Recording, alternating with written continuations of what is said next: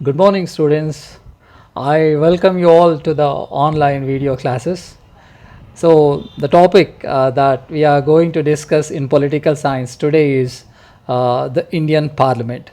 So, this topic is not only relevant for academic purpose, but it's also very important for the competitive examinations.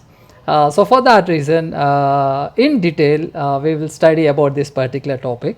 But we'll come from the basics. Why? Because to understand more about the Indian Parliament, so first of all, we need to have an in-depth understanding about what are the different organs of government, and then we also have to know about what is a parliamentary form of government. Why? Because in India we have adopted the parliamentary form of government, or the Westminster form of government, which we have borrowed the concept from Britain.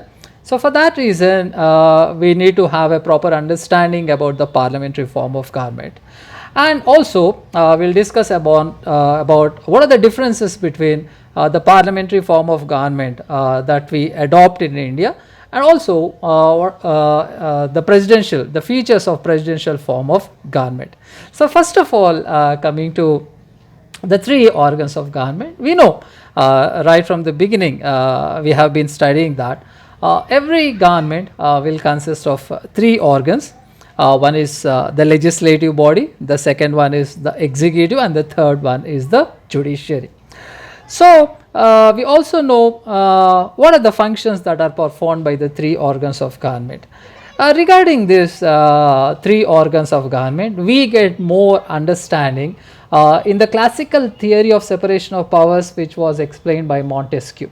So the book written by Montesquieu is The Spirit of Laws, wherein Montesquieu, he will explain that the concentration of powers will make the government despotic, or it makes the government autocratic. So for that reason, Montesquieu has suggested for the division of powers, or the decentralization of powers. Here the statement made by Lord Acton, it needs our attention. So what Lord Acton, he says is, power corrupts and absolute power corrupts absolutely. So for that reason, the theory of separation of powers, it suggests that the powers have to be decentralized, or else they have to be divided between the three organs of government, that is legislature, executive, and the judiciary. And coming to the three organs of government, we know the first organ of government is the legislature. And the main function of the legislature, the primary function of the legislature is it formulates the laws. So whatever the laws that are required for the country, they will be made by the legislature. And the laws which are made by the legislature, they will be implemented by the executive. And the judiciary, it interprets the laws which are made by the legislature. So these are the three organs of government, and here now I have my emoji. It will explain more about the three organs of government. Well, students, we know that the government will consist of three organs. Number one is legislature, and number two is executive, and number three is the judiciary. Now we know that on the basis of relationship between these organs of government, especially the relationship between the legislature and the executive, the governments are divided into two. One is parliamentary form of government, and another one is the presidential form of government. So here, what is meant by a parliamentary form of government is, it is that form of government where the executive is derived from the legislature. Now when we are saying executive, and when we take the example of India, the executive, it consists of the president, vice president, prime minister, and council of ministers. And in them, among them, if we take the real executives, that is the prime minister and the council of ministers. So in parliamentary system of government, the prime minister and the council of ministers, or together we call them as the executive, they will be derived from the legislature, that is they will be taken from the legislature. So for that reason, the executive will be responsible to the legislature.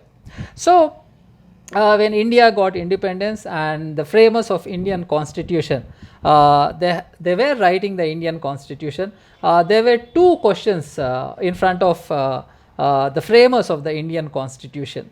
That is, the first thing is whether to go for the stability of the government or whether we should be having a responsible government. So, there are two forms of government in front of the framers of the Indian constitution.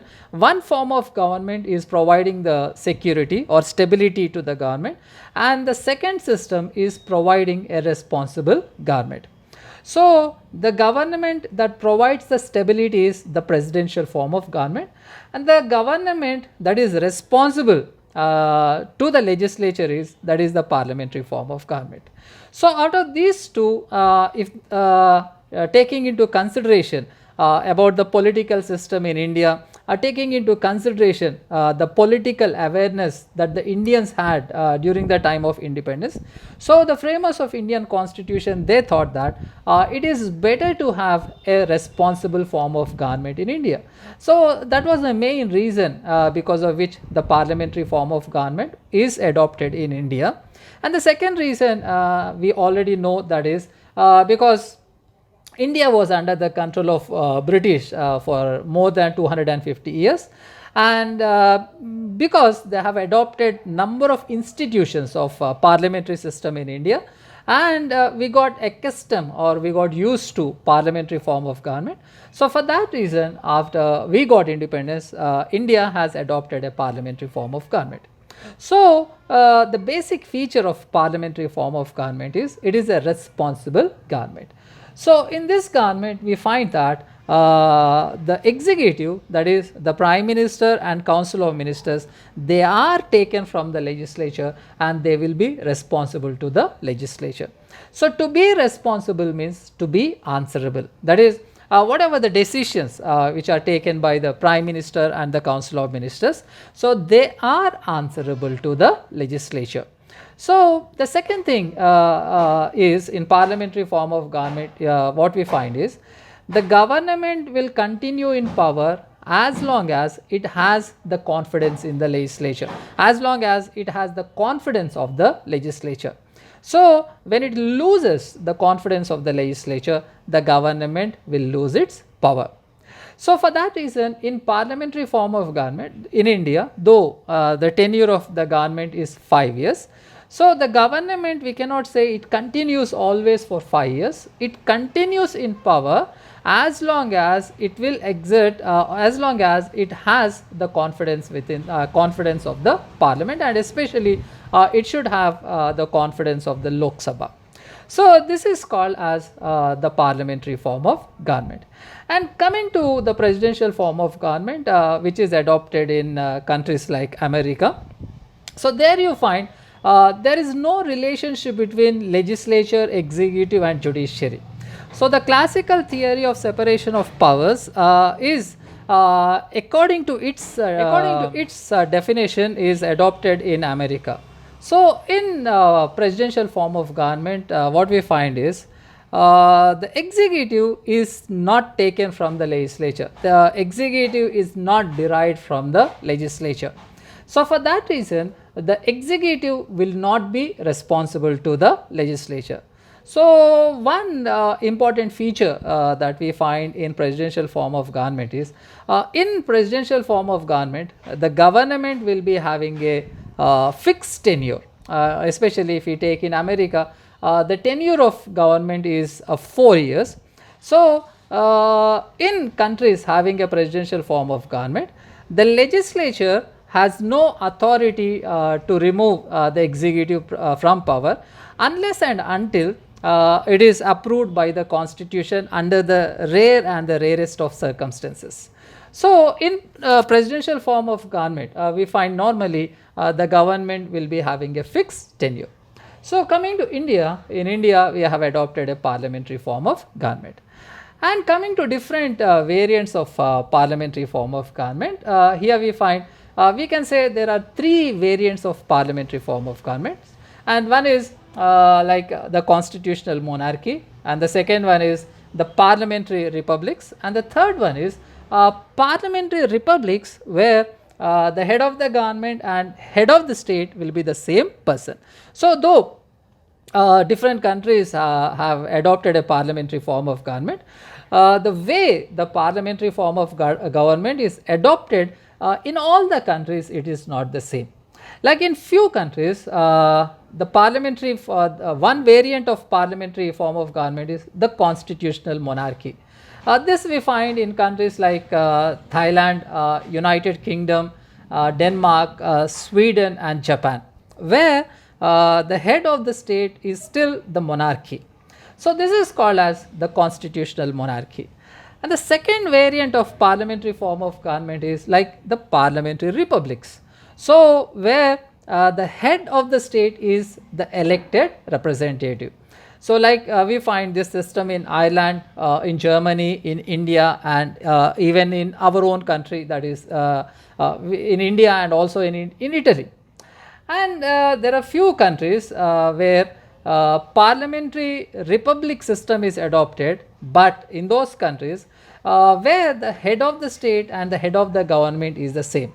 Normally, in all the other countries, what we find is one very important feature of parliamentary form of government is there will be two executives. One will be the head of the state and one will be the head of the government.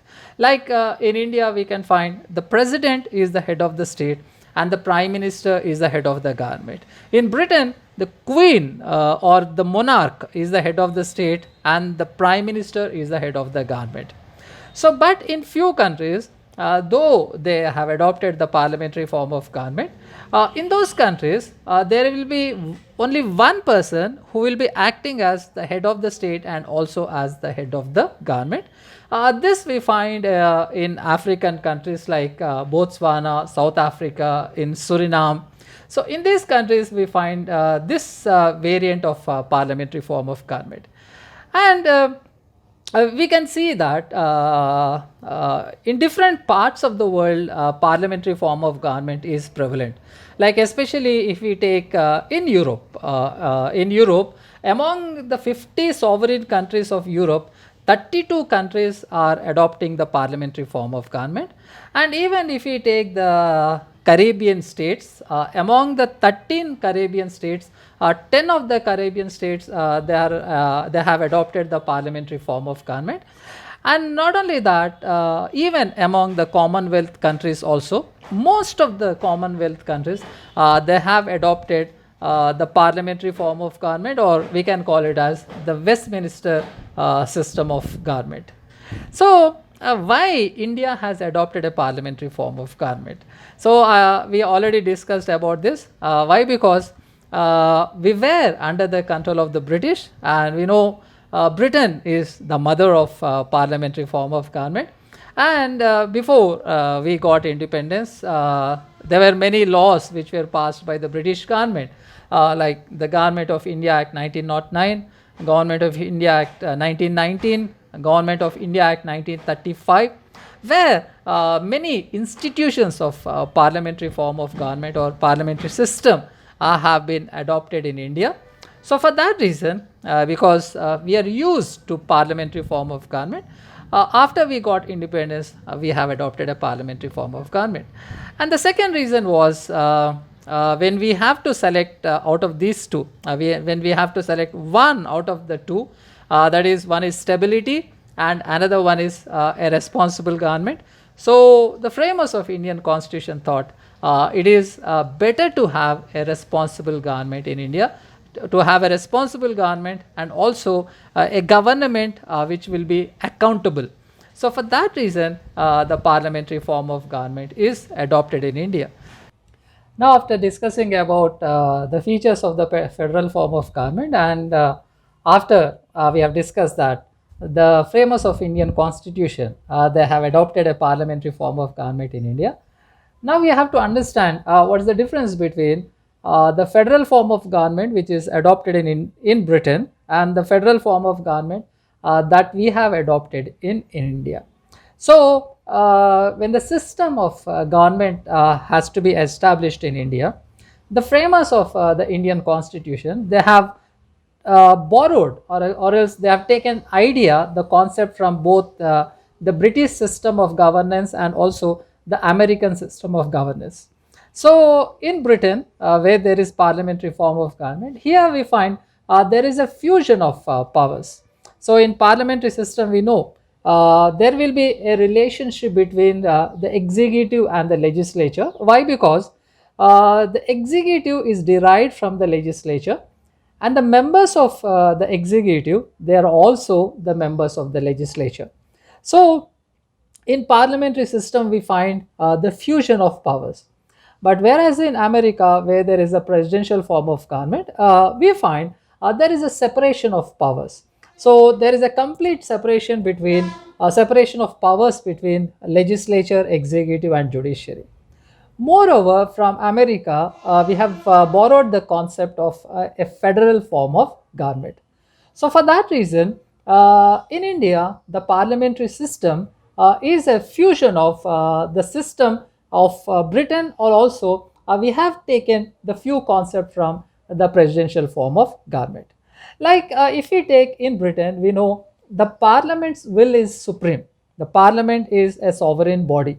The parliament exerts so much of powers that Ramsay Muir, he says that the British parliament is so sovereign that it can do anything on earth except turning a man into woman or a woman into man. So this is in Britain you find the parliament having so much of powers. But whereas coming to India, in India, though we have adopted a parliamentary form of government from Britain, at the same time, in India, we have adopted the independent judicial system from America. That is, just like in America, even in India, the judicial system has the power of judicial review. By this, in India, what we have made is the constitution is the supreme law. So the judiciary is given a very important power of judicial review, by which what the judiciary can do is, anytime if the legislature makes any laws which are against the constitution, or the executive orders which are against the constitution, the judiciary has the power to declare them as unconstitutional or ultra vires. So in this manner, in Britain we find the parliament is the supreme body, is a sovereign body. But whereas in India, of course, the parliament has its own powers. But in India, what the framers of constitution have seen is, they have seen that the constitution is the supreme law of the land. So this is the difference between the system that we find in Britain and the system which is adopted in India. And now coming to the composition of the Indian Parliament, we know in Indian Parliament, the fifth part of the Indian Constitution, it explains about Indian Parliament from Article number 79 to Article number 122. Even my emoji also wants to discuss this point with you. Coming to composition of Indian Parliament, we know Part 5 of the Indian Constitution, from Article number 79 to Article number 122, it explains about the Indian Parliament. Thank you. Yes. Now coming to the composition of Indian Parliament. Now we can say Indian Parliament, it consists of whom? Basically, the Indian Parliament, it consists of the President, the Council of States, and the House of the People. Now, till 1954, the lower house used to be called as the House of the People, and the upper house used to be called as the Council of States. But later in 1954, by a resolution, the Council of States has been called as the Rajya Sabha, and the House of People is called as the Lok Sabha. So for that reason, from then onwards, from 1954 onwards, we can say the Indian Parliament, it consists of the President, the Lok Sabha, and the Rajya Sabha. Now, normally students, when they are writing the competitive examinations, they get confused when they get this question. That is, the Indian Parliament consists of whom? So, most of the students, they make a mistake that the Indian Parliament consists of the Lok Sabha and the Rajya Sabha. But the very important point that we have to remember is the president also is an integral part of the Indian Parliament. Then how the president he becomes the integral part of the Indian Parliament? The president is not a member of Lok Sabha or he is not a member of Rajya Sabha. The president does not attend the meetings of the parliament, but still he is considered as an integral part of the Indian parliament. So why? Because why the president is considered as an integral part of the Indian parliament is because there are many legislative powers which are exercised by the president. The president plays a very, very important role regarding the legislature, that is regarding the parliament or regarding the formulation of the laws. So for that reason, we say the president is an integral part of the Indian parliament.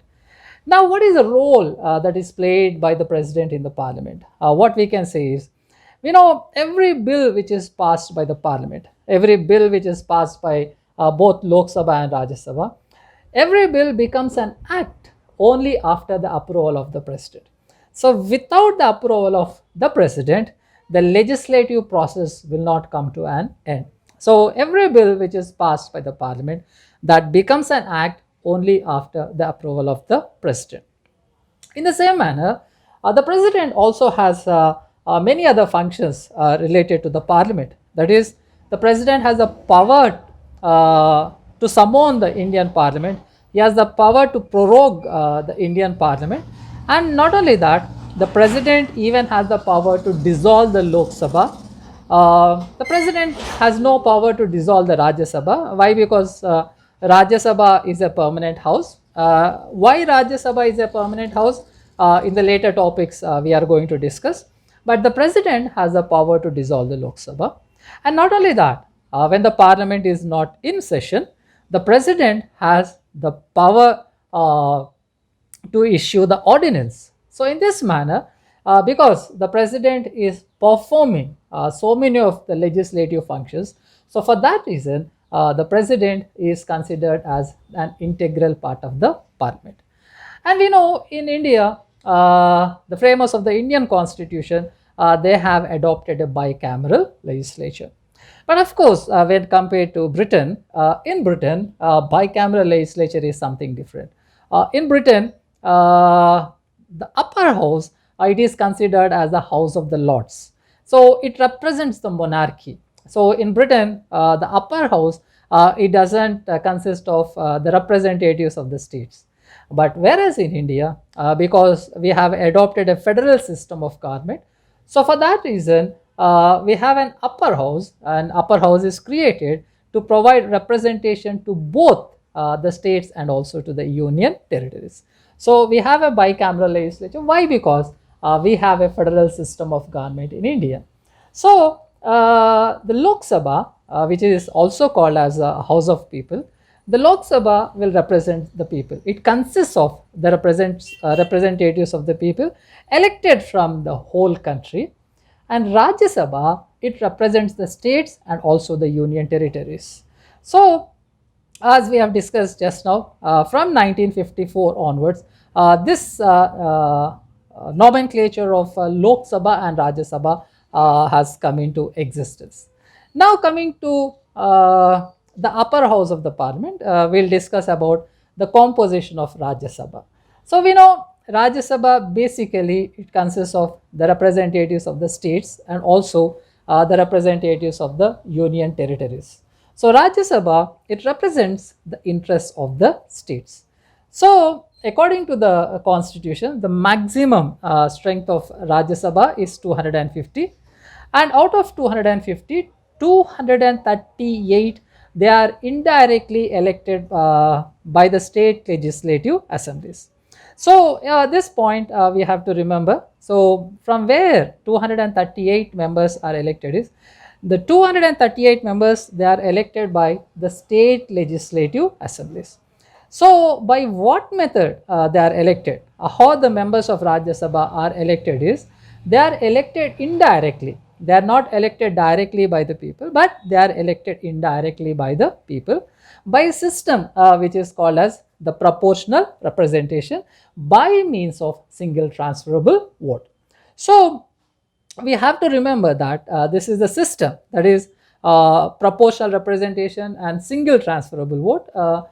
This method also is used for electing the President of India and for electing the Vice President and even the members of the state legislative councils.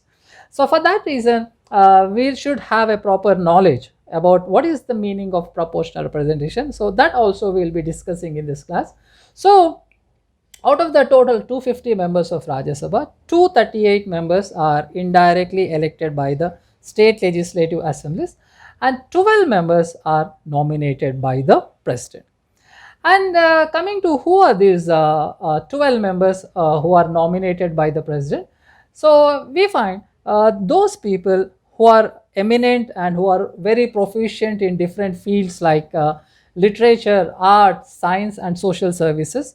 They are directly nominated by the president to the Rajya Sabha.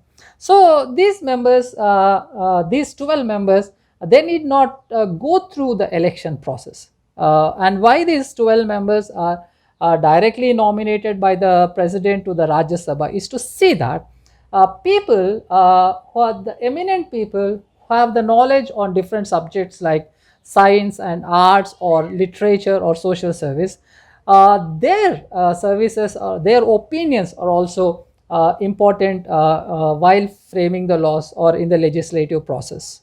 So for that reason, these members are given direct nomination by the president. And coming to the present number of members in Rajya Sabha, so according to the constitution, the maximum number of members that the Rajya Sabha has to possess is 258, and 238 are elected from the states and also the union territories, and 12 are nominated by the president. But coming to the present strength of Rajya Sabha, presently the Rajya Sabha will consist of 245 members. Out of them, 229 are elected from the states and 4 are elected from the union territories. And as usual, the 12 members are nominated by the president. So, coming to the representatives of the states in the Rajya Sabha are elected by the elected members of state legislative assemblies, as we have discussed just now, by means of proportional representation and single transferable vote. And each state has to send how many representatives to the Rajya Sabha. So it will be proportionate to their population. So the more population, the more amount of population in a state, the more number of the representatives are elected to the Rajya Sabha. Less the population, less number of members are now elected to the Rajya Sabha. So the first sitting of Rajya Sabha, that is after we got independence, the first meeting of Rajya Sabha, we can note down this point, it was held on 13th May 1952. So coming to the representation of the members of Rajya Sabha, now if we take in America, from all the states there will be equal representation, that is whatever may be the population of the state, each state will be electing 2 representatives to Rajya Sabha. But whereas in India it is not like that. In India, the members of Rajya Sabha are elected in proportion to the population of that particular state. And coming to the union territories, so from the union territories, how the members are elected is, so for this an electoral college will be constituted. So from the union territories, the members will be elected to the Rajya Sabha through the electoral college. But we know that there are only 2 union territories that have the representation in Rajya Sabha. One is Delhi and another one is Puducherry, or else that is Pondicherry. So even my emoji also want to share this particular point with you. This is very important point that the students have to remember, that in Rajya Sabha, only two union territories have the representation. Only two union territories have the members in Rajya Sabha. Number one is Delhi, and the second one is Puducherry, that is Pondicherry. Yes, coming back. Now, coming to what is the meaning of proportional representation. So, proportional, it doesn't mean equal representation. Proportional, what it means is providing representation on the basis of the strength, giving representation on the basis of the strength. Like, for instance, if I give you an example, like within a college, there are four classes. Like in BA English medium, there are 20 students, and BA first year in Telugu medium, there are 60 students, and BA second year English medium, there are 10 students, and BA second year Telugu medium, there are 30 students. Like here we find in one class there are 20 students, in another class there are 60, in one more class there are 10, and in one more class there are 30. So, for instance, a computer institute, they come and they say that from this college, 40 students will be provided free computer education. So, for selecting those 40 students, if from each class 10 students are selected, if 10 students are selected, then it will be called as equal representation. But from each class, if 10 students are selected, then all the classes are not represented equally. Why? Because in one class there are 10 students, that is in BA second year English medium there are 10 students, but all the 10 they are getting the chance to attend the computer class. But whereas if you take in BA first year Telugu medium class, there are 60 students, but out of 60 students, only 10 students are getting a chance to attend the computer class. So this is not proportional representation. Now, what is meant by proportional representation is giving representation on the basis of the strength. A class which has more strength, from that class more students have to attend the computer class, and a class that has less strength, and from that class less number of students have to be provided the chance. So this is the meaning of proportional representation. Now, coming to the qualifications of Rajya Sabha. So article number 84, it explains about the qualifications of both Rajya Sabha and Lok Sabha. So we know in India, for all the political offices, normally the qualifications will be the same. The only variance will be about the age, but all the other qualifications normally will be the same. Like we know, a person who has to get elected to Rajya Sabha, he should be the citizen of India, and he should not be holding any office of profit, and he should possess such other qualifications which are prescribed by the Indian Parliament, and the age is he should be above 30 years of age. And coming to tenure of Rajya Sabha and tenure of Lok Sabha, we will be discussing later on. Now, coming to the lower house of the Indian Parliament, that is which also can be called as the House of the People, or which can be called as the lower house, or it also can be called as the first chamber, or it also is called as the house that consists of the representatives of the people.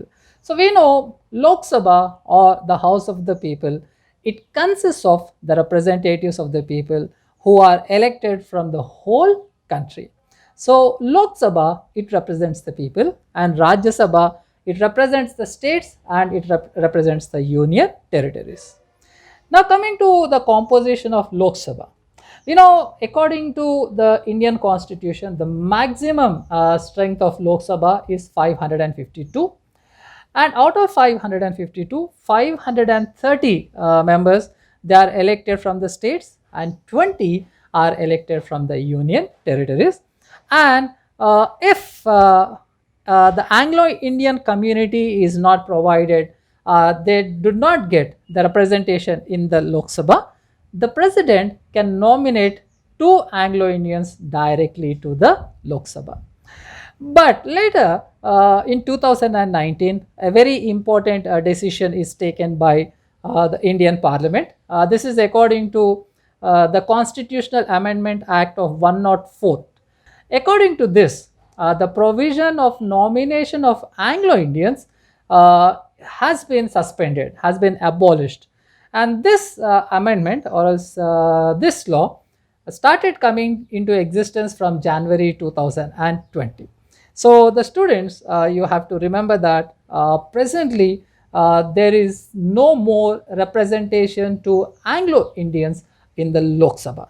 So for all these years, there used to be the representation to two Anglo Indians in Lok Sabha.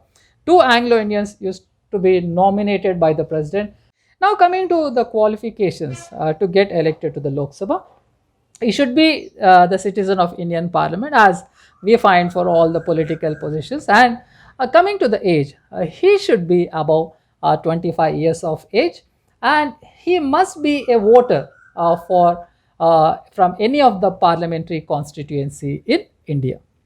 And now coming to Rajya Sabha, there is one more point that we have to remember regarding Rajya Sabha. So, in the beginning, a system of domicile used to be followed in electing the representatives to Rajya Sabha. So, what is the meaning of domicile is a person who wants to contest for Rajya Sabha, he should be residing, or he should be the citizen of that particular constituency or that particular state. But recently, in 2003, the Parliament has passed an amendment to Section 3 of the Representatives of People's Act 1951, according to which the domicile requirement for membership into the Rajya Sabha was scrapped. So, by this, now hitherto the rule was the one who is contesting for Rajya Sabha, he should be a citizen of that particular state. But presently, anyone from India who belongs to any constituency, territorial constituency of India, he has the right to contest for Rajya Sabha from any of the states. So, this system of domicile to Rajya Sabha has been abolished. And now coming to the composition of Lok Sabha, in the beginning, that is according to the Indian constitution, and presently. So we know the maximum strength of Lok Sabha anytime it cannot cross 552, out of which 530 are elected from the states, 20 from the union territories, and 2 Anglo Indians are nominated by the president. But presently, the strength of Lok Sabha is 545, and out of this 545, 530 members are elected from the states, and 13 are elected from the union territories, and 2 Anglo Indians are nominated by the president. But as we discussed just now, so according to 104th Amendment Act, so this nominations to the Anglo Indians has been abolished in India. Well, now here we are going to discuss about how the members of Lok Sabha are elected. So we know the Lok Sabha, it consists of the representatives of the states, and also it consists of the representatives of the union territories. Now here we have to discuss what is the method that is adopted in electing the representatives from the states, and what is the method that is adopted in electing the representatives from the union territories. And also we know few seats in Lok Sabha, they are reserved for the scheduled castes and the scheduled tribes. So first of all, we will see how the members are elected from the union territories to the Lok Sabha, and also we'll discuss about in what way the seats are reserved for the scheduled castes and scheduled tribes. And the third point that we are going to discuss is from the states how the representatives are elected to the Lok Sabha. That is, for electing the representatives to the Lok Sabha, the states are divided into territorial constituencies. So how these territorial constituencies are framed, and how, in what manner the readjustment of these territorial constituencies is taking place after each census, this point here we will be discussing now. And now coming to the union territories. So how the representatives to the Lok Sabha from the union territories have to be elected is, so the constitution has given the authority to the Indian Parliament. So it is the Indian Parliament which can prescribe the manner of choosing the representatives of the union territories to the Indian Parliament. Accordingly, the Indian Parliament has enacted a law which is called as the Union Territories Direct Election to the House of the People Act of 1965. And according to this act, the representatives of the union territories are elected to the Indian Parliament.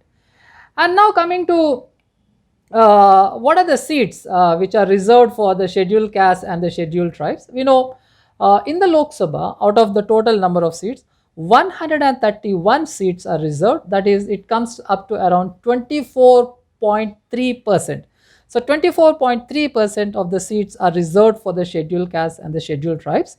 So the scheduled castes, they have 84 seats. 84 seats are reserved for the scheduled castes, and 47 seats are reserved for the scheduled tribes. So in India, the seats are reserved for the scheduled castes and scheduled tribes in the Lok Sabha, but a system like separate electorate is not provided according to the Indian constitution. That is, in India, the people belonging to these communities, they will be elected by all the voters in the constituency. So separate electorate is not granted by the Indian constitution. And not only that, the members, people belonging to these communities, they also can contest in the general constituencies. Now coming to the territorial constituency, before that we will discuss that. Now coming to the reservation for the scheduled castes and the scheduled tribes. So the 87th Amendment Act, which was passed in 2003, it fixed of the reservation, the reserved seats on the basis of 2001 census, and accordingly in 2009, the 95th Constitutional Amendment Act, it has stated that these reservations will continue up to 2020. So according to this particular amendment, 95th Amendment Act, the reservations not only to the scheduled castes and the scheduled tribes, but even the nomination of Anglo-Indians also has been continued up to 2020. But now that we have come to 2020, in 1919, the Parliament, by passing 104th Amendment Act, it has discontinued this nomination of Anglo-Indians to the Lok Sabha, but the reservation for scheduled castes and scheduled tribes is still continuing in India. So coming to territorial constituencies, so to elect the members to the Lok Sabha, the whole nation, the country, the territory is divided into different constituencies, and to frame the constituencies, the constitution has given the guidance. The Representation of People Act 1951 also, it guides that each state is allotted a number of seats in the Lok Sabha in such a manner that the ratio between that number and its population is same for all the states. That is, the ratio between the number of seats that the state is given to its population. So whatever the ratio that is followed, it should be same for all the states. But one important point is this provision does not apply to the state having a population of less than 6 million. So for all those states which have a population which is less than 6 million, this particular principle will not apply to those states. So the constitution, it wants to ensure the uniformity of representation in two manners. One is between different states, there has to be uniformity of representation, and also between different constituencies within the state also there has to be uniformity. So for that reason, this particular system has been adopted in India. And coming to readjustment after each census, we know after each census a readjustment is to be made regarding allocation of seats in Lok Sabha to the states, and the division of each state into territorial constituencies. And here the Parliament is empowered to determine the authority and the manner in which the readjustment is to be made. So according to 84th Amendment Act, which was passed in 2001, we know the present strength of Lok Sabha. It is finalized on the basis of 1971 census. But later, after 1971 census, when 1981 census were taken, 1991 census were taken, like that, after every 10 years, the census were collected. The strength of Lok Sabha was not increased according to the growing population. So the present strength that we have in Lok Sabha, this is based upon 1971 census. But later, the government has made an amendment, which is the 84th Constitutional Amendment Act in 2001. So according to this act, the number of members in Lok Sabha, the seats in Lok Sabha, it is frozen till 2026. So till 2026, the strength of Lok Sabha will not be altered. And why this year 2026 is fixed is because to see that the population control measures which are adopted in India, so those measures will be adopted equally by all the states by 2026. So according to the present demographic statistics, we know most of the South Indian states like Kerala, Tamil Nadu and Telangana, Andhra Pradesh, Karnataka, they have taken the measures to bring down the population or else to stabilize the population. But the same measures are not taken by few of the North Indian states. So for that reason, by 2020, this population control will be taken by all the states in India equally, so that now there will be a uniformity of population in all the states in India. So for that reason, till 2026, the strength of Lok Sabha is fixed. So in 2026, on the basis of 2021 census, the population of the Lok Sabha will be again it will be reconsidered. And later, the 87th Amendment Act, which was passed in 2003, according to this, the delimitations of the constituencies will be based upon 2001 census. So the delimitation of the constituencies, so that will be considered according to 2001 census. So this is about the strength of the Lok Sabha and also the strength of Rajya Sabha. And next here, if we have to discuss about the tenure of Lok Sabha and Rajya Sabha. Now we know Lok Sabha is not a permanent house, but Rajya Sabha is a permanent house. So the tenure of Lok Sabha, normally it is 5 years, but the tenure of Lok Sabha can be extended by 1 year when a national emergency is imposed in India because of war, internal disturbances or armed rebellion. Then the tenure of Lok Sabha can be extended for 1 year. And on the other side, Lok Sabha can be dissolved anytime before the completion of the term. That is, when the Prime Minister, he advises the President, when the Prime Minister he thinks that he lost the confidence of the Lok Sabha, then on his advice, the President can dissolve the Lok Sabha anytime. So normally the tenure of Lok Sabha is 5 years. During emergency, it can be extended for 1 more year. But when the government loses majority in Lok Sabha, then the President can dissolve the Lok Sabha anytime. But now coming to the tenure of Rajya Sabha. Now the tenure of members of Rajya Sabha is 6 years. So Rajya Sabha is a permanent house, but the tenure of members of Rajya Sabha is 6 years. So in Rajya Sabha, the system that we have adopted is for every 2 years, 1/3 of the members will retire. That is, those who have completed their 6 years of term, they will retire from the Rajya Sabha, and in their place, again 1/3 of the members will be elected to Rajya Sabha. So this cycle keeps going. So for that reason, always Rajya Sabha is a permanent house. And coming to the quorum. What is the meaning of quorum is?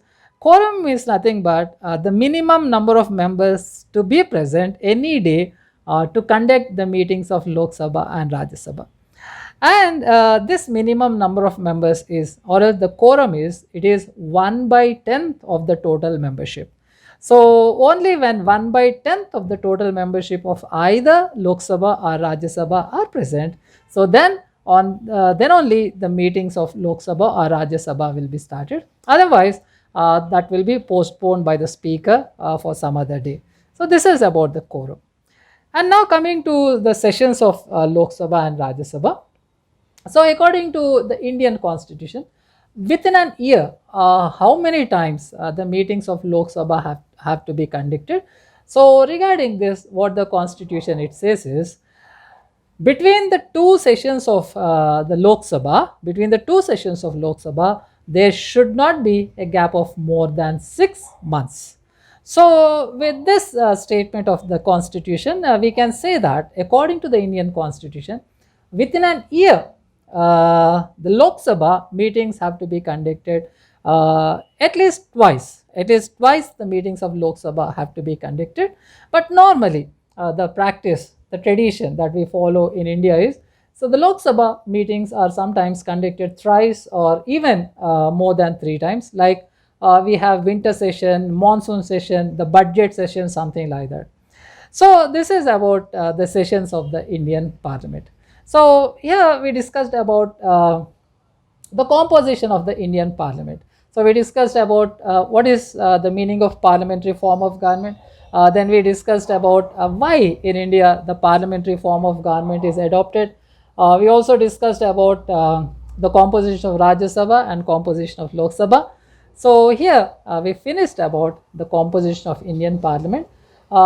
In next class, we are going to discuss about the functions of Indian Parliament.